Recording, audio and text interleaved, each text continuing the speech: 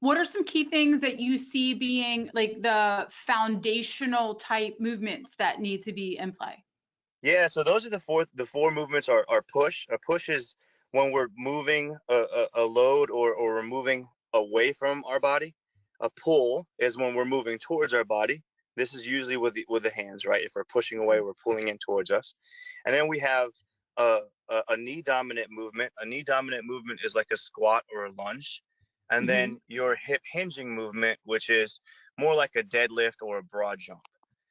Those are the four main movements, and then we dissect those movements even further. So we'll take those four main movements, and then we'll dissect them into bilateral and unilateral, which just means a two-arm push versus a one-arm push, or a Hmm. two-leg squat versus a single-leg squat. So those four exercises become 8 exercises or 8 movements, and then we load them differently. So we load them with vertical loads like weights. We also load them horizontally with things like bands.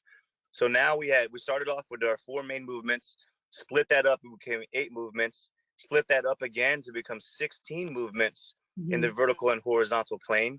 And then if we really want to get fancy, Sky, we take that down and we do that in 3 different planes of motion: the sagittal, frontal, and transverse plane, meaning forward and back, side to side, and rotational. So now we started out with the 4 categories of movement: push, pull, squat, hinge.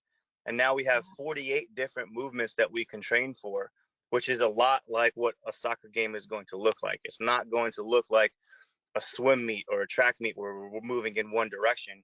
We're doing all kinds of different things. And especially for a soccer player, we need to be able to move in all those directions really, really well.